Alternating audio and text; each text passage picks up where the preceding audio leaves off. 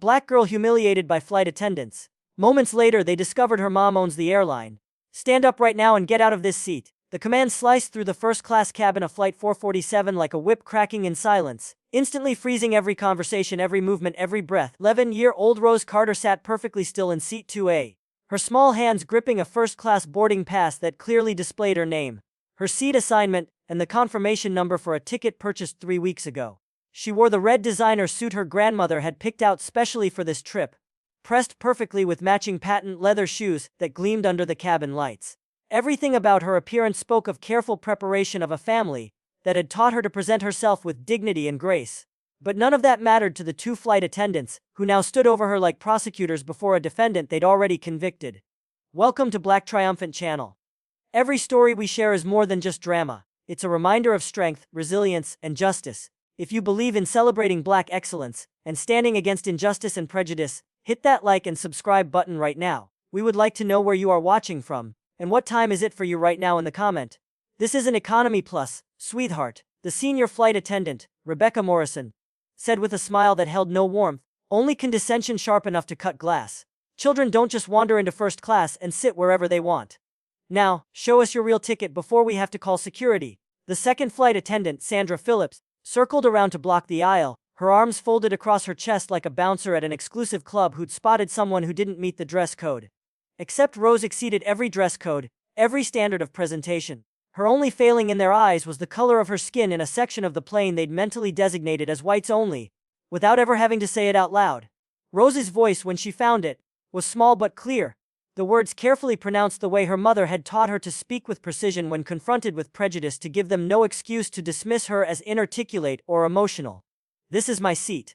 My mother bought this ticket. Here's my boarding pass. She held up the document, her hand trembling, not from fear, but from the effort of controlling the anger that was building in her chest like a storm. She was 11 years old, but she wasn't naive. She knew what this was. She'd heard the stories from her mother, from her grandmother, from the history lessons at her private school, where she was one of only 3 Black students in her grade. She knew that sometimes hatred dressed itself in uniforms, and smiled while it tried to cut you down. Rebecca snatched the boarding pass from Rose's hand with such force that the paper tore at the corner. She held it up to the light, theatrically squinting at it as if examining currency for counterfeiting. Oh, this is rich. Someone's gotten creative with Photoshop. Did you print this at home? Did your parents help you with this little scam? The accusation hung in the air like poison gas, seeping into every corner of the first-class cabin. Passengers began to take notice, some with discomfort, others with the kind of eager interest that comes from witnessing drama that doesn't directly involve them. A businessman in 3A lowered his Wall Street Journal, his expression unreadable behind designer glasses. A woman in 5B pulled out her phone, not to help but to record, already composing the caption for a social media post about drama at 30 Zallos and Mom.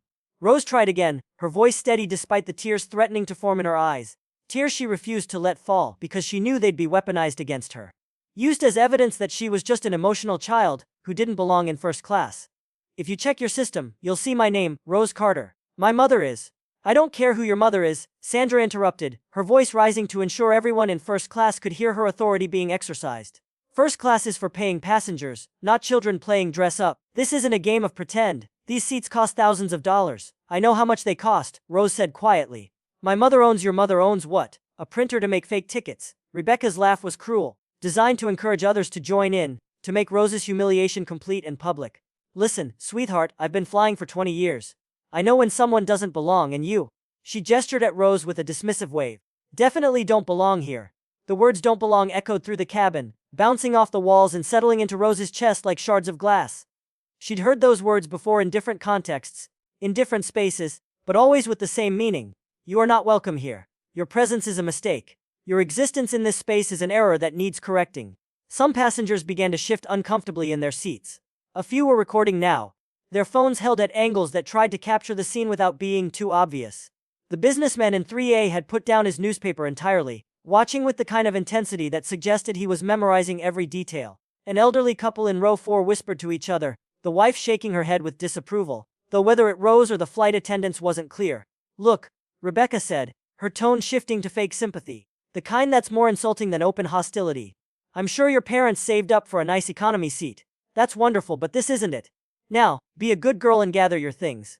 We'll help you find your real seat. This is my real seat, Rose insisted, her voice gaining strength.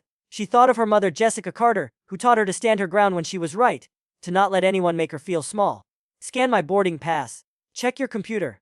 My name is in your system. Sandra laughed, a harsh sound that carried no humor. Oh, she's demanding we check our system now. The entitlement. Where do children learn this behavior? From their parents, obviously, Rebecca added, loud enough for everyone to hear. Parents who think they can teach their kids to lie and cheat their way into spaces they haven't earned. The implication was clear to everyone listening. They weren't just questioning Rose's ticket. They were questioning her family's values, their integrity, their right to exist in privileged spaces. It was a character assassination performed at altitude with an audience of 40 first-class passengers as witnesses.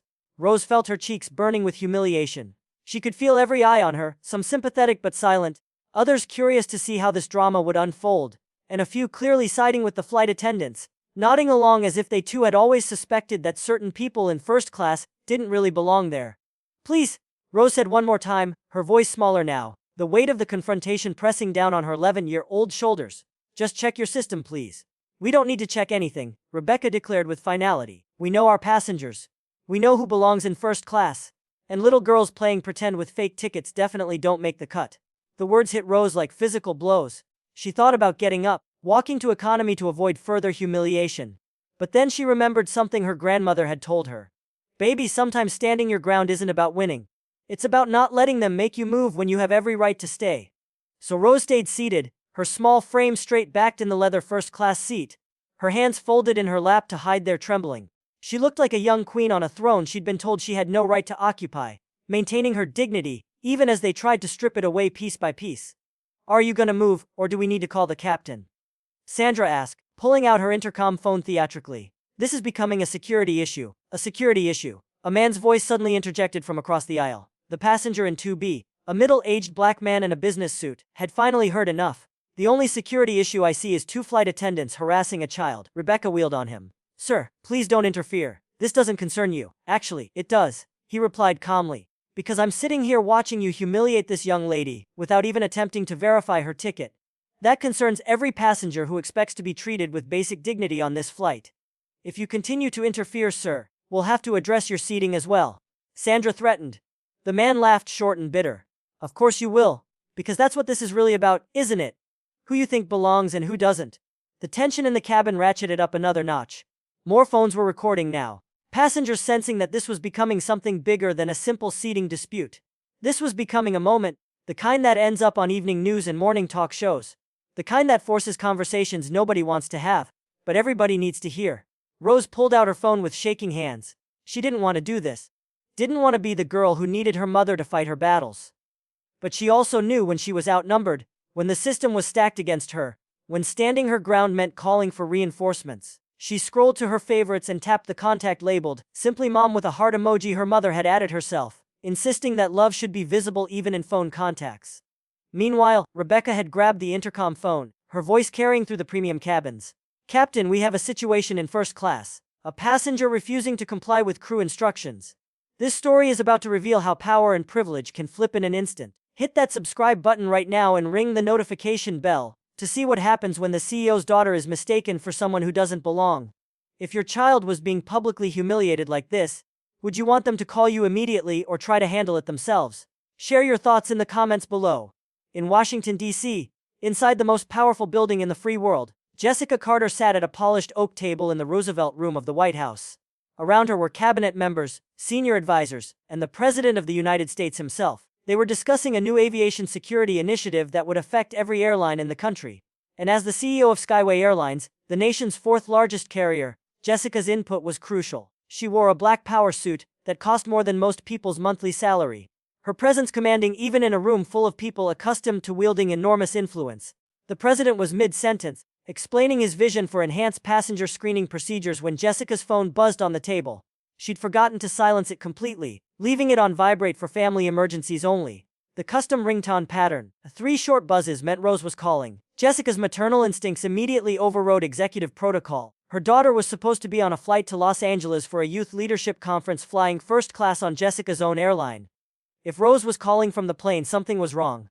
Excuse me, Mr. President, Jessica said, her hand already reaching for the phone. I apologize, but this is my daughter. She wouldn't call unless it was urgent. The president raised an eyebrow but nodded. He had 3 daughters himself and understood that parental duties sometimes superseded even presidential meetings. Jessica answered the phone, trying to keep her voice low and professional despite the room full of the nation's most powerful people watching her. Rose, what's wrong, baby?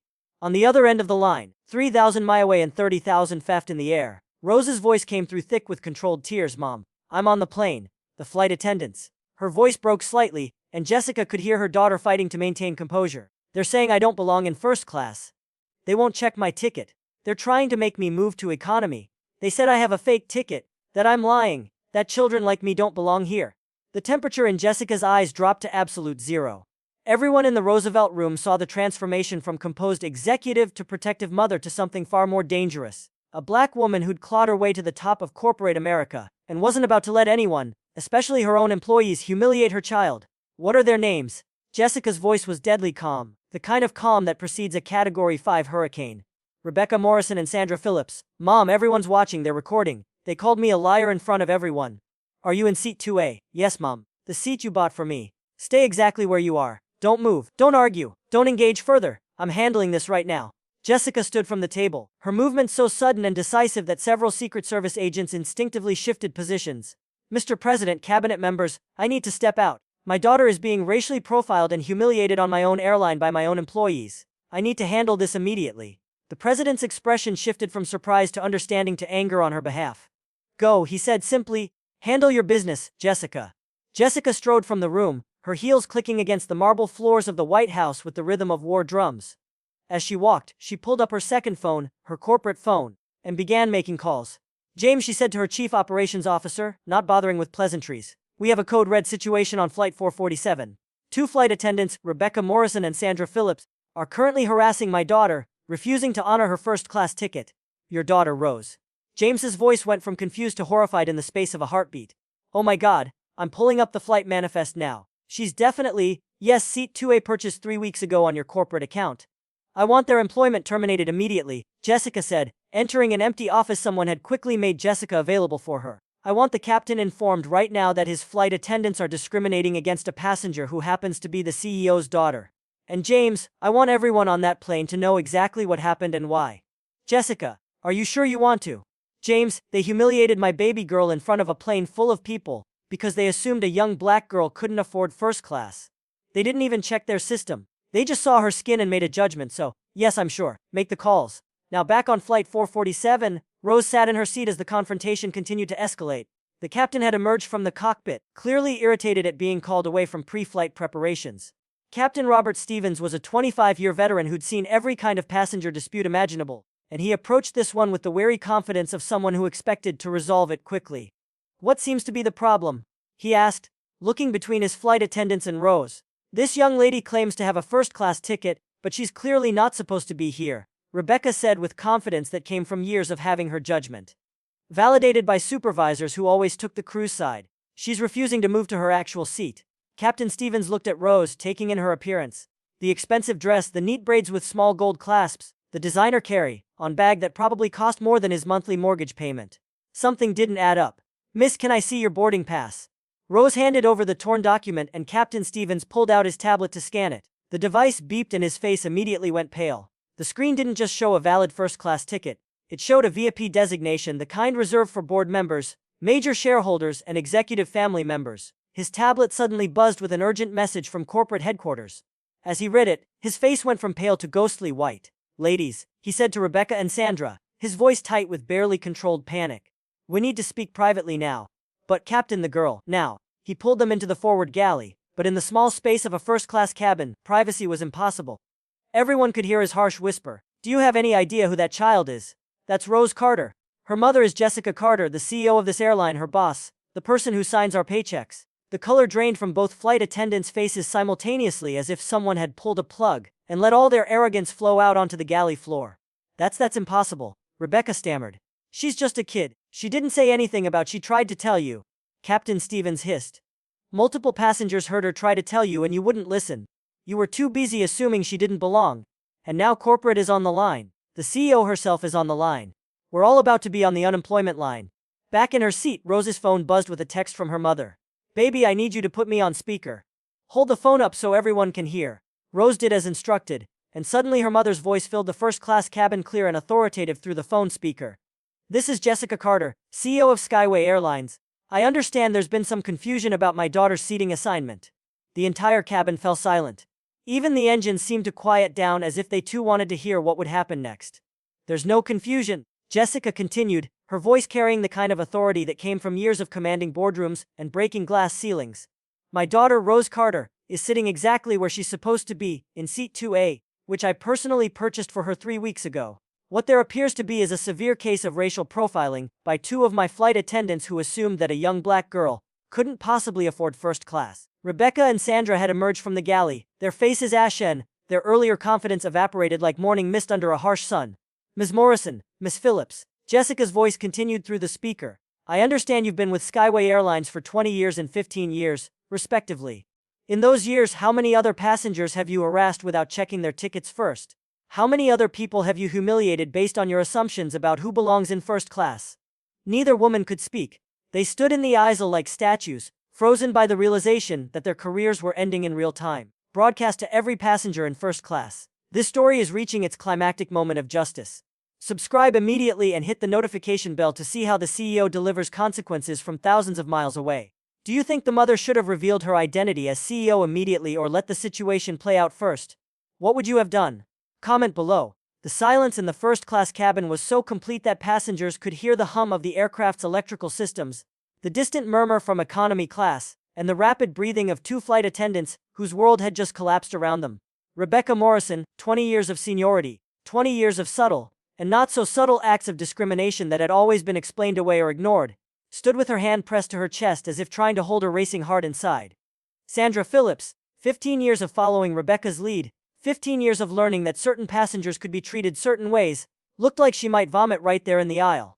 Through Rose's phone, Jessica Carter's voice continued, now addressing the entire cabin. "To all the passengers on Flight 447, I apologize that you've had to witness this display of prejudice from employees of my airline. This is not who we claim to be. This is not what we stand for, but clearly claiming and being are 2 different things. And today we've failed." The businessman in 3A slowly raised his phone higher, ensuring he was capturing every word. The elderly couple in row 4 had stopped whispering, both now listening intently. The black man in 2B who tried to defend Rose sat back with his arms crossed, a grim satisfaction on his face as he watched justice being delivered in real time. Captain Stevens stepped forward, his tablet in hand, sweat visible on his forehead despite the cool cabin temperature. "Miss Carter, this is Captain Stevens. I want to apologize. I should have checked the manifest immediately. I should have verified." "Yes, Captain, you should have." Jessica cut him off. "But at least you're checking now." Ms. Morrison and Ms. Phillips didn't even bother with that basic courtesy. They saw my daughter's skin color and made a judgment. They didn't see a passenger. They saw a problem. "Mom," Rose said softly into the phone. "Everyone's looking at me. Let them look, baby." Jessica's voice softened for a moment, the CEO giving way to the mother. "Let them see what dignity looks like. Let them see what happens when you stand your ground. You did nothing wrong. You sat in your assigned seat, and you were treated like a criminal for it. The shame isn't yours, it's theirs." Then her voice hardened again, returning to CEO mode. "Captain Stevens, I need you to make an announcement to the entire aircraft. Every passenger needs to know what happened here today." "Ma'am, that might cause what? Embarrassment. Discomfort. Discrimination should be embarrassing. Prejudice should be uncomfortable. Make the announcement." Captain Stevens picked up the intercom with a trembling hand. His voice echoed through all 3 cabins of the Boeing 737. "Ladies and gentlemen, this is your captain. I need to address a serious incident that has just occurred in our first-class cabin. 2 of our flight attendants wrongfully accused a young passenger of having fraudulent tickets and attempted to remove her from her assigned seat. This passenger is Rose Carter, daughter of our CEO Jessica Carter. The flight attendants made these accusations without checking our system, based solely on inappropriate assumptions about who belongs in first class." Gasps rippled through the plane from economy to first class. In economy, passengers pressed against the curtain dividers trying to see into first class. Social media exploded as dozens of passengers began posting about what they were witnessing. The captain continued, "This behavior is unacceptable and does not represent the values of Skyway Airlines. The flight attendants in question have been relieved of their duties effective immediately." Relieved of duties. Rebecca finally found her voice, though it came out as barely more than a squeak. "You can't do this, we have union protection. You have nothing." Jessica's voice cut through the speaker like a blade. "You have violated our company's anti-discrimination policy. You have humiliated a child and you have exposed this airline to massive liability. Your union won't protect you from documented discrimination, especially when it's being recorded by 40 passengers. Indeed, phones were everywhere now openly recording. The pretense of discretion had been abandoned.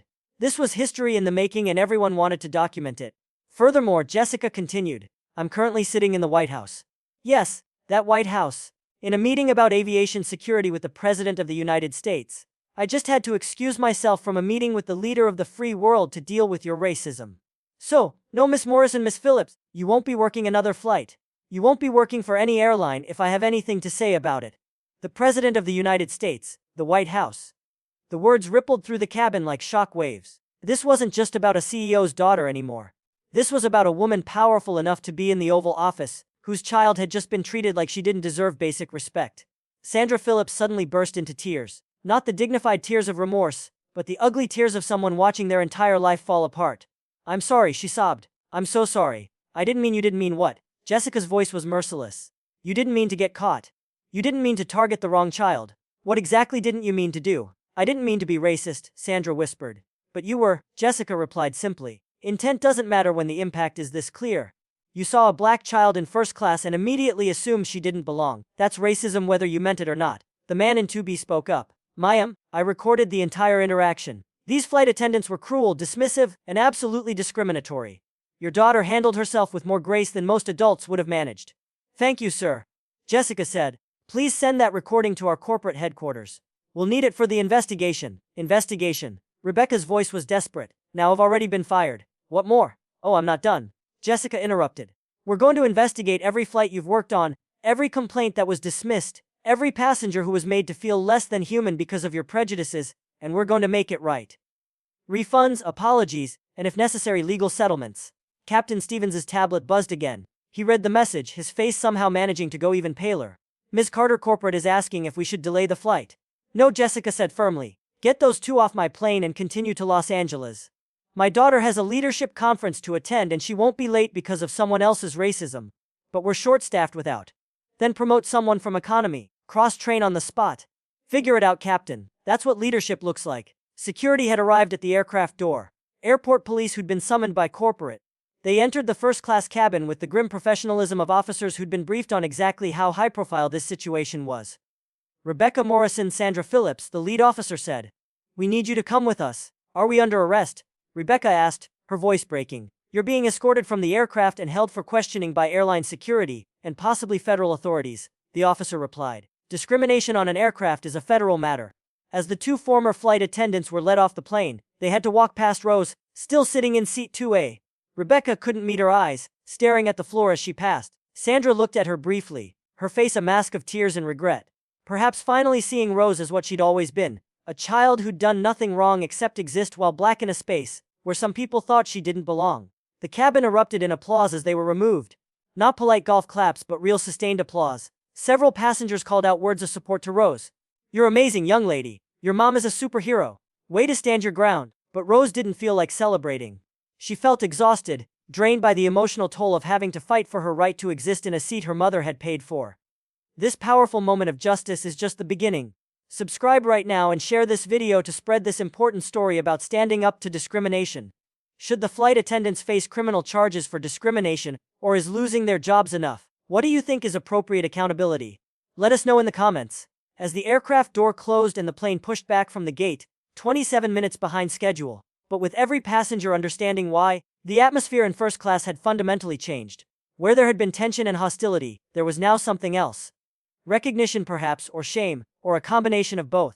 The passengers who'd sat silent during Rose's humiliation were now forced to confront their own complicity through inaction. The elderly woman in one turned to face Rose, her voice carrying the weight of decades of her own experiences. Young lady, I'm 73 years old. I've flown first class for 40 years. In all that time no one has ever questioned my right to be there, even when I couldn't afford it and my company was paying. The fact that you had to endure this at 11 years old breaks my heart. Thank you, ma'am. Rose replied with a maturity that seemed incongruous with her age, but perfectly aligned with what she just experienced. Jessica's voice came through the phone again, now addressing her daughter directly, but still on speaker for the benefit of the cabin. Rose, baby, I know this isn't how you wanted this flight to go. I know you just wanted to get to Los Angeles for your conference without any drama, but sometimes life puts us in positions where we have to be symbols whether we want to or not. I know, Mom, Rose said softly.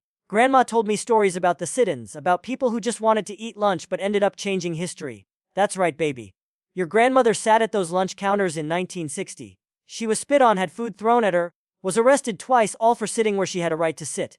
And now, 64 years later, you're having to fight the same battle in the sky. The businessman in 3A lowered his phone and spoke for the first time. Miss Carter, my name is Jonathan Webb. I'm a senior partner at Webb Harrison and Associates. I'm ashamed to admit I sat here and watched the beginning of this interaction without intervening. I told myself it wasn't my business. I was wrong. Your daughter's dignity should have been everyone's business.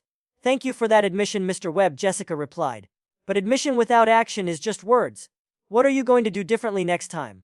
I'll speak up, he said firmly. I'll intervene. I'll be an ally instead of a bystander. Because allyship isn't a noun, it's a verb, it requires action. The black man in 2B, who'd been the only one to speak up initially, introduced himself. Miss Carter, I'm Dr. Marcus Thompson. I teach African American Studies at UCLA. I tried to intervene, but they threatened my seat too. I'm ashamed I didn't push harder. You did more than most, Dr. Thompson, Jessica said. But yes, we need to push harder. All of us, every time. Because if we don't, roses everywhere will keep facing this. Captain Stevens's voice came over the intercom. Ladies and gentlemen, we're now climbing to our cruising altitude. I want to personally apologize again to Ms. Rose Carter, and to all of you for what you witnessed. We've had a member of our economy cabin crew volunteer to serve first class for this flight, Jennifer Martinez, who actually has more customer service commendations than either of the attendants who were removed. A young Latino woman entered first class looking nervous but determined. She went straight to Rose. Miss Carter, I'm Jennifer. Is there anything I can get you? Anything at all? Just some water, please, Rose said. And you can just call me Rose. Rose. Jennifer smiled. I heard what happened. I'm sorry you went through that. It's not right. As Jennifer served the cabin with a grace and professionalism that put her predecessors to shame, passengers began to really see Rose for the first time, not as a symbol or a cause, but as an 11-year-old girl who'd maintained extraordinary composure under extraordinary pressure. Through the phone, Jessica was now having a different conversation. James, are you still on the line? Yes, Miss Carter. The SOAS voice came through. I want a complete audit of all discrimination complaints filed in the last 5 years. Every single one. I want to know how many were dismissed, how many were against Morrison and Phillips, and how many other flight attendants have patterns of complaints. That's going to be extensive, but it should be extensive. And I want a new policy implemented immediately. Any discrimination complaint triggers an automatic external investigation, not an internal one. We investigate ourselves and find ourselves innocent too often. Yes, ma'am. What about Morrison and Phillips? Full termination, no severance, no benefits, and we can test any unemployment claims. I also want their names and photos circulated to every major airline. They don't get to just move to Delta or United and keep doing this. That might trigger a union grievance. Let them grieve. I have 40 witnesses and video evidence. Bring it on. Rose had been quiet during this business discussion, looking out the window as Los Angeles grew closer. The conference she was heading to, the Young Leaders Summit, suddenly seemed both more and less important. More important because she now had a story about leadership under pressure that was viscerally real. Less important because she'd already learned more about leadership in the last hour than any conference could teach. Mom, she said quietly. Yes, baby. What's going to happen to them? To Rebecca and Sandra. Jessica's voice softened. They're going to face consequences for their actions. They've lost their jobs. Certainly, they might face civil lawsuits. Their names will be associated with this incident forever. The internet doesn't forget. I don't feel good about that, Rose admitted. I mean, what they did was wrong, but ruining their whole lives. Oh, baby. Jessica sighed. Your compassion for people who hurt you is beautiful, but accountability isn't cruelty. They made choices, decades of choices, to treat people as less than human based on their appearance. Today was just the day those choices caught up with them. This story is reaching its powerful conclusion. Make sure you're subscribed and hit that notification bell to follow more stories of justice and accountability. Do you think Rose is right to feel conflicted about the flight attendant's punishment, or is her mother right that accountability is necessary? Share your perspective in the comments. As Flight 447 began its descent into Los Angeles, something remarkable was happening both on the plane and around the world. The videos and posts from passengers had gone viral while they were still in the air. For Justice for Rose was trending globally. News outlets were already preparing segments. The White House press secretary had been asked about it, given that Jessica Carter had been in a meeting with the president when it happened. On the plane, Captain Stevens made one final announcement. Ladies and gentlemen, as we prepare for landing, I want to share something. In my 25 years of flying, I've never been more ashamed of my airline or more inspired by a passenger. Miss Rose Carter showed us all what dignity looks like in the face of discrimination. And her mother, our CEO, showed us what accountability looks like. This is a flight none of us will forget. The descent was quiet, contemplative. Passengers reflected on what they'd witnessed, many commenting to each other about their own experiences, or their own silences in the face of injustice. The woman who'd been recording everything was already editing her footage, preparing to share it with news outlets. The businessman Jonathan Webb was drafting an email to his law firm about implementing better diversity and inclusion training. Through Rose's phone, Jessica addressed her daughter one more time before they landed. "Rose, I need to get back to the president. But I want you to know how proud I am. Not because you're my daughter, but because of how you handled yourself. You could have gotten angry, could have yelled, could have made a scene. Instead, you maintained your dignity and let their ugliness speak for itself." "I almost got up, Mom," Rose admitted. "I almost just went to economy to make it stop. But you didn't. You knew you had the right to be there, and you stayed. That's not stubbornness. That's strength." "Mom, there's something else," Rose said quietly. "When I get to the conference, everyone's gonna know about this. They're gonna see me as the girl from the plane instead of just Rose." "You're right," Jessica acknowledged. "This is gonna follow you for a while. But you get to decide what that means. You can be the girl from the plane, who showed incredible strength, or the girl from the plane, who sparked important conversations, or simply the girl from the plane, who sat in her rightfully purchased seat. You get to write that narrative." As the plane touched down at LAX, phones throughout the cabin began pinging with messages as they reconnected to cellular networks. The story had exploded. Major news networks were already running segments. The NACP had released a statement. Other airlines were rushing to release their own anti-discrimination policies, trying to get ahead of potential backlash. Jennifer Martinez approached Rose as the plane taxied to the gate. "Rose, I wanted to tell you something. I've seen discrimination on flights before. I've reported it. Nothing ever happened. But after today, I think things might actually change." "I hope so," Rose said. "But hope isn't enough, is it?" Jennifer agreed. "It takes people standing up like you did, like your mom did." As passengers began to deplane, something unprecedented happened. They let Rose exit first, not because she was in first class, not because her mother owned the airline, but as a gesture of respect.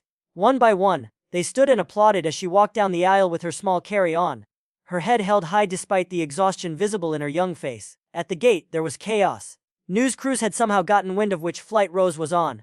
Airport security had to create a corridor for her to walk through. Reporters shouted questions. "Rose, how do you feel about what happened? Will you be suing the airline? What would you say to other young people facing discrimination?" Rose stopped despite probably wanting nothing more than to disappear into a car and head to her hotel. She faced the cameras with the same composure she'd maintained on the plane. "What happened to me today happens to people every day," she said, her young voice steady. "The only difference is that my mom had the power to do something about it immediately. But what about all the people whose moms don't own airlines? What about all the kids who are told they don't belong and have no one to call? That's what we need to talk about." A reporter pressed forward. "Your mother fired those flight attendants immediately. Do you think that was fair?" Rose thought for a moment. "Fair would have been them seeing me as a person first, not a color. Fair would have been them checking their system before accusing me of lying. They had 20 years and 15 years to learn how to be fair. Today, they learned what happens when you're not." "What would you say to Rebecca Morrison and Sandra Phillips if they were here?" Rose considered this. "I tell them that I hope they learn from this.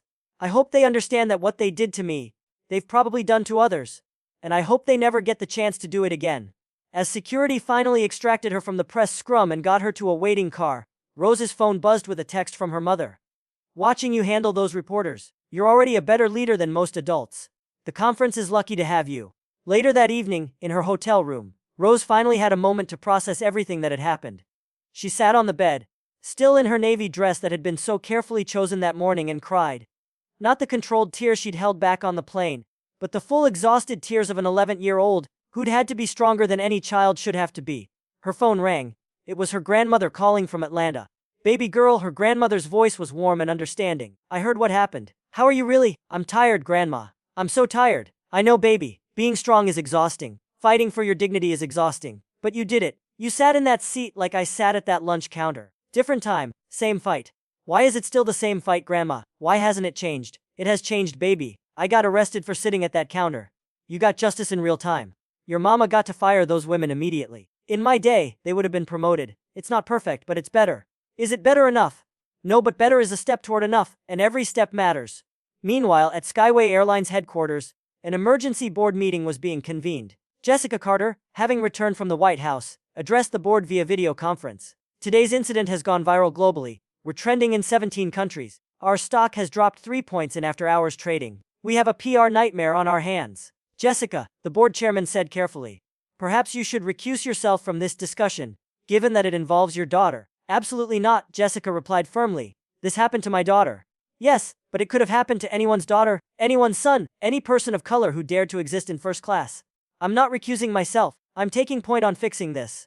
Complete overhaul. Mandatory Antibius training for all customer F-facing employees conducted by external experts, not internal HR. Body cameras for all flight attendants with footage reviewed randomly for discrimination. A passenger advocate on every flight. Someone passengers can appeal to if they feel they're being discriminated against. And a zero-tolerance policy. One verified incident of discrimination and you're gone. That's extensive and expensive. Not as expensive as the lawsuits we're going to face if we don't change. Not as expensive as losing customers who don't feel safe on our planes, and certainly not as expensive as losing our soul as a company. The board voted unanimously to implement Jessica's proposals. The next morning, Rose stood before 500 young leaders at the conference preparing to give her presentation on youth activism and social justice, but she threw away her prepared remarks. Yesterday she began. I was going to talk to you about theoretical concepts of justice and activism. Today, I'm going to tell you about what happened to me on the plane here, and what it means for all of us. She told the story simply without embellishment, without drama, just the facts of what it felt like to be 11 years old, and have adults with power tell you that you don't belong somewhere you have every right to be. But here's what I learned. She continued, power isn't just about position, it's about persistence. Yes, my mom being CEO meant there were immediate consequences. But my power came from refusing to move. From refusing to internalize their prejudice. From refusing to believe them when they said I didn't belong. Each of you has that power. The power to refuse to be moved. The power to refuse to be made small. The power to refuse to believe people when they tell you who you can't be. The standing ovation lasted 5 minutes. 6 months later, the impact of Flight 447 could be measured in concrete changes. Skyway Airlines had implemented the most comprehensive anti-discrimination policy in the aviation industry. 17 other airlines had followed suit with similar policies. Rebecca Morrison and Sandra Phillips had become cautionary tales, their names synonymous with the consequences of discrimination. Jennifer Martinez had been promoted to head of customer relations, specifically tasked with ensuring no passenger ever experienced what Rose had. A scholarship fund had been established in Rose's name for young people of color interested in aviation careers. But for Rose Carter, the most important change was personal. She no longer wondered if she belonged in first class or anywhere else. She knew she belonged everywhere her dreams, ambitions, and boarding pass could take her. On the first anniversary of the incident, Rose received a letter that surprised her. It was from Sandra Phillips. Dear Rose, I know I have no right to contact you, but I wanted you to know that losing my job was the best thing that ever happened to me. It forced me to confront the ugly beliefs I'd carried my whole life. I've spent the last year in therapy, in anti-racism workshops, volunteering with organizations that fight discrimination. I'm writing to thank you. Thank you for standing your ground. Thank you for not moving. Thank you for forcing me to see who I really was. I was ugly and you showed me that ugliness in a way I couldn't deny or explain away. I don't expect forgiveness. I don't deserve it.